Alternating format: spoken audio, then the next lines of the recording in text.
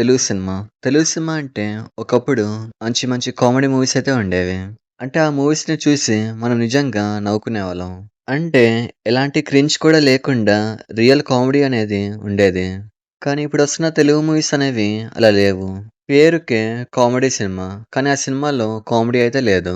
ఒకవేళ అది కామెడీగా ఉన్నా కూడా అదైతే క్రింజీగా ఉంది. అలాంటి సినిమాల్ని రొట్టె కామెడీ అంటాం. సో, అయితే ఈరోజు ఈ వీడియోలో రొట్టె కామెడీ మూవీస్ గురించి మాట్లాడుకుందాం. సో, టాపిక్ దగ్గరికెళ్ళే ముందు మీరైతే ఒక లైక్ ఏసుకోండి. మీరు లైక్ చేస్తే ఈ వీడియో అనేది ఇంకో ముగ్గురికైతే రీచ్ అవుతుంది. అంటే ఈ రొట్టె కామెడీ అనేది ఎక్కడ స్టార్ట్ అయిందంటే లాక్‌డౌన్ నుంచి ఇదైతే స్టార్ట్ అయింది. అంటే లాక్‌డౌన్ అంటే 2020 నుంచి ఉంది. ఈ లిస్ట్‌లో ఫస్ట్ సినిమా వచ్చేసి 'సరిలేరు నీకెవ్వరు'. చెప్పాలంటే ఈ సినిమా అయితే బ్లాక్ బస్టర్ అయింది. కానీ ఈ సినిమాలో మాత్రం రొట్టె కామెడీ ఉంటుంది. ముఖ్యంగా 'రష్మిక మందన' క్యారెక్టర్ ఏదైతే ఉంటుందో అదైతే క్రింజ్ అని చెప్పాలి. 'వెంకీ' సినిమాలో ఉన్నట్టు ఈ సినిమాలో కూడా కొంచెం కామెడీ అయితే ఎక్స్‌పెక్ట్ చేశాను. అంటే ఆ సినిమాలో ట్రైన్ సీన్ ఉంటుంది కదా! అలాంటి ట్రైన్ సీనే ఈ సినిమాలో కూడా ఉంటుందని ఎక్స్‌పెక్ట్ చేశాను. కానీ ఈ సినిమా మాత్రం చాలా అంటే చాలా డిసప్పాయింట్ చేసింది. మహేష్ బాబుకి కామెడీ టైమింగ్ అనేది చాలా ఉంటుంది.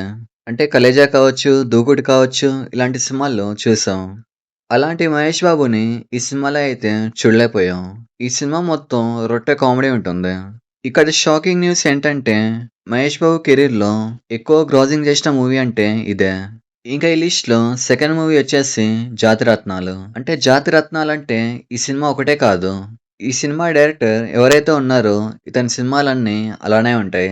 ఈ సినిమాకి డైరెక్టర్ వచ్చేసి 'కేవీ అనుదీప్'. ఇతని సినిమాలు మొత్తం రొట్టె కామెడీ ఉంటాయి.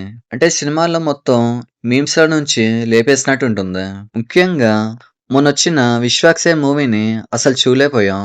మొన్ననే 'ఫంకీ' అని ఒక సినిమా అయితే వచ్చింది. ఈ సినిమా మొత్తం రొట్టె ఉంటుంది. ఇంకా ఈ లిస్ట్‌లో థర్డ్ ప్లేస్ వచ్చేసి 'అనిల్ రావిపూడి' మూవీస్. ఇక్కడ అనిల్ రావిపూడికి ఒక్క ఫ్లాప్ కూడా లేదు. అన్ని సినిమాలు కూడా బ్లాక్ బస్టరే. ఇతని సినిమాలు ఎంత పెద్ద బ్లాక్ బస్టర్ అయినా కూడా ఈ సినిమాలో మాత్రం రొట్టె కామెడీ ఉంటుంది. ఆ రొట్టె కామెడీని ఒక 2 సార్లు చూడడానికి బానే ఉంటుంది. కానీ మూడోసారి చూడాలంటేనే చిరాకొస్తుంది. ఇతనైతే 'ఎఫ్2' అని ఒక సినిమా అయితే తీశాడు. ఆ సినిమా నుంచి ఇదంతా స్టార్ట్ అయింది. 'ఎఫ్2' సినిమాని క్రింజ్ కామెడీ అనుకున్నాం. దానికి కంటిన్యూగా 'ఎఫ్3' అయితే తీశాడు. అంటే మొన్నొచ్చిన మన 'శంకర వరప్రసాద్' గారు ఈ సినిమాలో కూడా అలాంటి కామెడీ అయితే ఉంటుంది. మొన్న పండగ కాబట్టి ఈ సినిమా అయితే హిట్ అయింది. ఒకవేళ నార్మల్ టైమ్‌లో రిలీజ్ అయ్యుంటే అప్పుడైతే ఈ సినిమా సరిగా ఆడేది కాదు. ఇంకా ఈ లిస్ట్‌లో ఫోర్త్ వచ్చేసి 'రాజాసాబ్'. ఒకప్పుడు 'ప్రభాస్' అన్న అంటే కామెడీ అయితే చేసేవాడు. అంటే 'ప్రభాస్' అన్నది కామెడీ టైమింగ్‌ని చాలా చూపించేవారు. అలాంటిది ఈ సినిమాలో అయితే మొత్తం తీసి పారేశారు. అసలా మారుతి 'రాజాసాబ్' ఎందుకు తీశాడో అర్థం కావట్లేదు. పైగా తన అడ్రెస్ ఇచ్చి 'కొల్లా లగ్జరీ'కి రమ్మన్నాడు. నేను నిజంగానే 'కొల్లా లగ్జరీ'కి అయితే వెళ్ళాను. వెళ్తే అక్కడేమో సెక్యూరిటీ పెట్టుకొని ఉన్నాడు. ఈ సినిమాలో ఉన్న రోత ఇంకా వేరే సినిమాలో అయితే అసలుండదు. ఈ లిస్ట్‌లో ఇంకో సినిమా వచ్చేసి 'ధమాకా'. ఈ సినిమాకి అసలు 100 కోట్లు ఎందుకొచ్చాయో అర్థం కావట్లేదు. ఈ సినిమా మొత్తం రొట్టె ఉంటుంది. పైగా శ్రీలీల కామెడీని అసలైతే చూడలేము. ఇంకా 'రవితేజ' గురించి మాట్లాడుకుంటే ఇలాంటి సినిమాలైతే చాలా తీశాడు. 'రవితేజ' అయితే లాక్‌డౌన్ తర్వాత చాలా రొట్టె మూవీస్‌ని తీశాడు.